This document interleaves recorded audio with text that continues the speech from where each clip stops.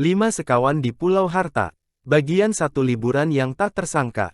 Bagaimana, Bu, sudah ada kabar tentang liburan kita? Tanya Julian pada suatu pagi. Bisakah kita pergi lagi ke Polsit, seperti biasanya? Kurasa tidak bisa, jawab ibu.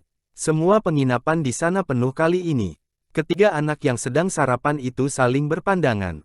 Mereka kecewa, karena sebenarnya kepingin sekali ke Polsit. Mereka menyukai rumah yang biasa mereka sewa dalam liburan. Pantai di Polsit sangat indah. Enak mandi-mandi di sana. Jangan sedih dong, kata ayah membujuk. Kita pasti masih akan berhasil menemukan tempat berlibur yang sama baiknya. Oh ya, aku dan ibu kali ini tidak bisa ikut dengan kalian. Ibu sudah bercerita mengenainya. Belum, sahut Anne. Betul itu, Bu. Ibu tidak bisa ikut berlibur dengan kami. Selama ini ibu selalu bisa. Kali ini ayah mengajak ke Skotlandia, ujar ibu.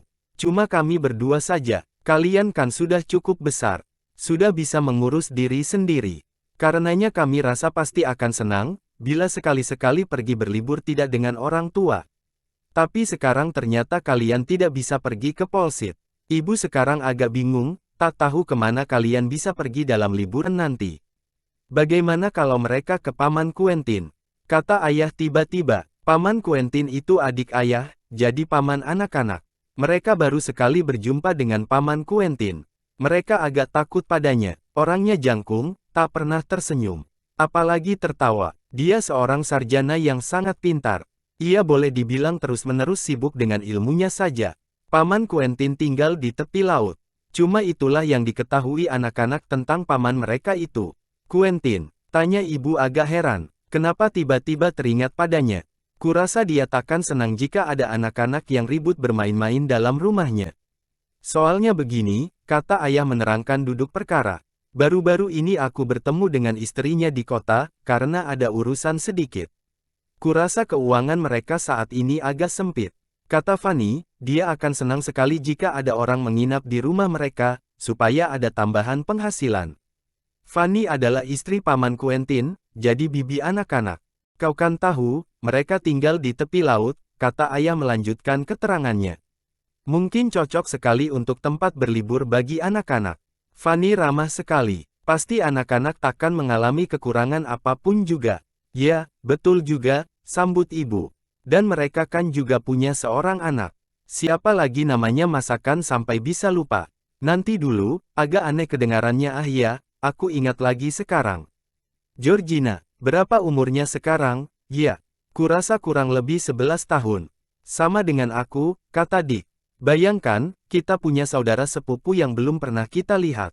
Tentunya dia sangat kesepian. Aku bisa bermain bersama-sama Julin dan Anne. Tapi Georgina anak tunggal. Kurasa pasti dia akan gembira jika kita datang. Ya, kata Bibi Fanny anaknya akan senang jika ada teman datang, ujar ayah. Kurasa kalau aku sekarang meneleponnya untuk mengurus kedatangan anak-anak ke sana, persoalannya akan beres. Dengannya Fanny akan agak tertolong, sedang Georgina pasti akan gembira karena ada teman-teman bermain selama liburan. Dan kita bisa tenang, karena ketiga anak kita terurus baik. Anak-anak mulai merasa tertarik. Tentunya asyik, pergi ke suatu tempat yang belum pernah didatangi, dan tinggal bersama seorang saudara sepupu yang belum mereka kenal. Di sana ada tebing yang tinggi. Ada batu-batu dan pasir. Tanya Anne bertubi-tubi. Tempatnya enak atau tidak? Aku tak begitu ingat, jawab ayah. Tapi aku merasa pasti, tempat itu mengasyikkan. Pokoknya kalian akan senang di sana. Namanya Teluk Kirin. Bibi Fanny dilahirkan di sana, dan biar bagaimana takkan mau pergi dari sana. Ayo dong, ya telepon Bibi Fanny, dan tanyakan apakah kami bisa ke sana. Seru Dick tak sabar lagi. Kurasa tempat itu cocok sekali bagi kami. Kedengarannya seperti banyak petualangan yang bisa dialami di sana. Ah, kau ini kan selalu begitu. Kemana saja kau pergi, selalu kau katakan tempat itu banyak petualangannya, ujar ayah sambil tertawa. Baiklah, ku telepon saja dia sekarang. Kita lihat nanti, barangkali kalian beruntung. Anak-anak sudah selesai sarapan. Mereka menunggu ayah yang akan menelepon. Ayah pergi ke ruang tengah. Kedengaran kesibukannya menelepon. Mudah-mudahan saja berhasil, harap Julian. Aku kepingin tahu, seperti apa saudara sepupu kita yang bernama Georgina itu. Namanya aneh, ya, Seperti nama anak laki-laki, kata ibu tadi umurnya kira-kira 11 tahun. Setahun lebih muda dari aku. Seumur dengan kau Dick, dan 1 tahun lebih tua dari Anne. Mestinya dia cocok dengan kita. Pasti akan asyik kita bermain bersama-sama. Sesudah menelepon selama kurang lebih 10 menit, ayah kembali. Melihat mukanya, dengan segera anak-anak tahu bagaimana hasil pembicaraannya. Ayah tersenyum lebar. Beres, ujarnya. Bibi Fanny gembira mendengarnya. Katanya untung sekali jika Georgina mendapat teman. Anak itu selalu seorang diri. Kemana-mana tidak berteman. Bibi merasa senang dititipi kalian. Hanya kalian harus hati-hati, jangan sampai Paman Quentin terganggu.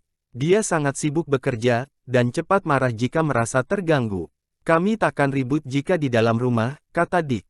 Sungguh, kami berjanji. Aduh, asyik. Kapan kita pergi? Yah. Minggu depan, jika ibu bisa selesai saat itu, kata ayah. Ibu mengangguk. Bisa saja, katanya. Tak banyak yang harus dipersiapkan untuk mereka. Hanya pakaian renang, baju kaos dan celana pendek. Cuma itu saja. Pakaian mereka sama semua. Wah, enak. Kita bisa pakai celana pendek lagi, seru En girang, sambil menandak-nandak dalam kamar. Aku bosan, terus-terusan memakai pakaian seragam sekolah.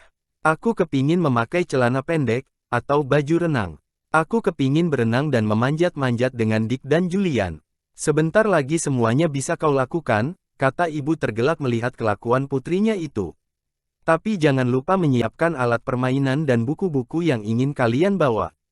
Jangan banyak-banyak, karena tempatnya tidak banyak untuk itu. Tahun lalu Anne ingin membawa serta ke-15 bonekanya sekaligus, ujar Dick. Masih ingat, Anne? Menggelikan sekali kau waktu itu, ya. Tidak, jawab Anne dengan ketus. Mukanya merah. Aku sayang pada semua bonekaku. Karena bingung memilih, kuputuskan untuk membawa semuanya saja. Itu sama sekali tidak menggelikan. Kau juga ingat 1 tahun sebelumnya lagi. Anne kepingin membawa kuda goyangnya, kata Dick lagi sambil tertawa cekikikan. Kemudian ibu mencampuri pembicaraan. Ya, dan ibu ingat ada seorang anak laki-laki bernama Dick, yang pernah merengek-rengek ingin membawa serta 2 boneka hitam, 1 beruang-beruangan, 3 anjing-anjingan dan 1 boneka monyet ke Polsit. Sekarang giliran Dick merasa malu. Cepat-cepat ia berganti pembicaraan. Dengan apa kita ke sana? Yah. Tanyanya pada ayah. Naik mobil, atau dengan kereta api? Naik mobil, jawab ayah. Barang-barang kita masukkan semuanya ke tempat bagasi. Bagaimana kalau kita berangkat hari Selasa? Kurasa baik sekali, kata ibu. Dengan begitu kita bisa mengantarkan anak-anak, lalu kembali untuk berkemas dengan tenang. Kemudian hari Jumat kita berangkat ke Skotlandia. Baiklah kita persiapkan saja keberangkatan hari Selasa. Jadi hari Selasa mereka akan berangkat. Anak-anak sudah tak sabar lagi menghitung-hitung hari. Setiap malam Anne mencoret tanggal yang sudah berlalu di penanggalan.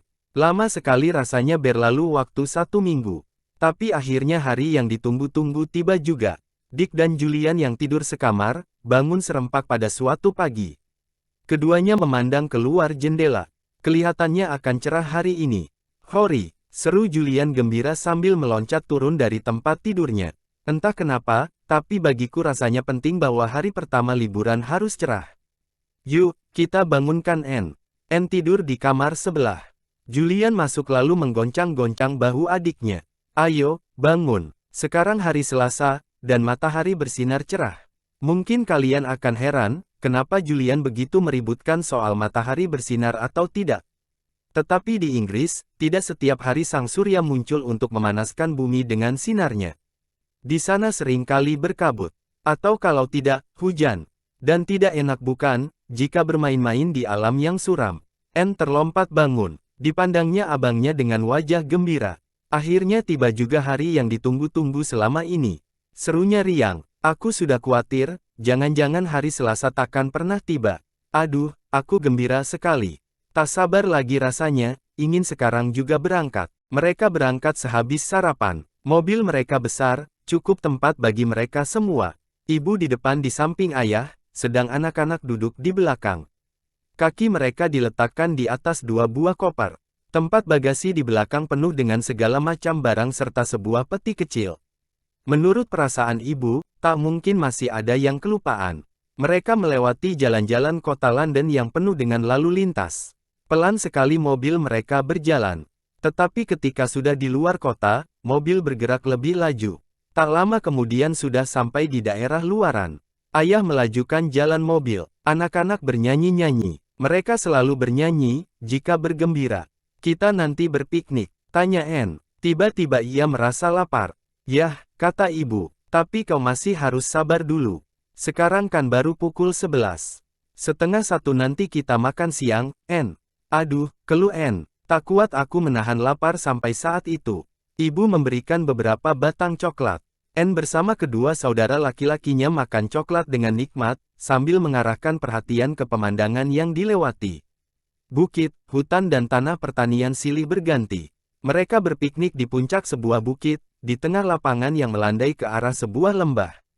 Lembah itu nampak cerah kena sinar matahari. Asyik juga mereka piknik di situ.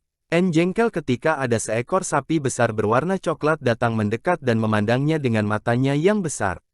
Untung ayah mengusirnya. Ketiga anak itu banyak sekali makannya. Kata ibu, pukul 4:30 nanti mereka tidak bisa piknik lagi. Semua roti sudah habis disikat oleh anak-anak, termasuk yang disediakan untuk hidangan bersama teh nanti. Jadi mereka akan mampir saja ke sebuah restoran untuk minum teh. Di Inggris, orang biasa makan roti pada saat minum teh sekitar pukul 4:30 sore. Banyak restoran yang khusus menghidangkan teh serta kue-kue dan roti. Pukul berapa kita tiba nanti di rumah Bibi Fanny? Tanya Julian sambil mengunyah potongan rotinya yang terakhir. Ia masih lapar, rasanya masih sanggup menyikat 3 potong lagi. Kalau tak ada gangguan, sekitar pukul 6, jawab ayah. Nah, siapa mau jalan-jalan sebentar? Untuk melemaskan kaki, karena nanti kita akan lama duduk terus di mobil. Sehabis jalan-jalan sebentar, mereka masuk lagi ke dalam mobil. Ayah menjalankan kendaraan itu dengan laju. Akhirnya tiba juga saat minum teh. Anak-anak mulai gelisah. Pasti kita sudah dekat dengan laut, ujar Dick. Aku sudah bisa mencium baunya. Betul juga katanya. Mobil mereka meluncur ke atas sebuah bukit. Dan tiba-tiba di depan mereka terbentang air yang sangat luas. Laut biru yang tenang berkilauan kena sinar matahari sore. Ketiga anak itu bersorak serempak. Itu dia. Aduh, bagusnya. Aku kepingin berenang sekarang ini juga. Tak sampai 20 menit lagi, kita akan sampai di Teluk Kirin, ujar ayah menyabarkan. Ternyata perjalanan kita lancar. Sebentar lagi akan kelihatan teluknya. Teluk Kirin termasuk besar, dan ada sebuah pulau aneh di ambangnya. Sementara mobil mereka melaju di jalan yang menyusuri pantai, ketiga anak itu sibuk mencari-cari teluk yang dikatakan oleh ayah mereka. Kemudian Julian berteriak gembira. Itu dia. Pasti itu Teluk Kirin. Lihatlah, Dick, alangkah bagusnya. Airnya biru sekali. Dan lihatlah pulau karang yang kecil itu, di ujung teluk, kata Dick. Aku kepingin ke sana. Itu sudah tak perlu kau katakan lagi, kata ibu. Sekarang kita harus mencari rumah Bibi Fanny. Namanya Pondok Kirin. Tak lama kemudian mereka sampai di Pondok Kirin. Letaknya di atas sebuah bukit rendah yang berada di tepi teluk. Nama Pondok Kirin agak menyesatkan, karena bangunannya sama sekali tidak kecil. Besar dan tua, terbuat dari batu berwarna putih. Dinding depannya dirambati tanaman mawar. Kebunnya kelihatan meriah, penuh dengan bunga-bungaan. Inilah dia, Pondok Kirin, ujar ayah sambil menghentikan mobil. Bangunannya sudah tua, kabarnya sudah 300 tahun. Mana Quentin? Nah itu Fanny datang.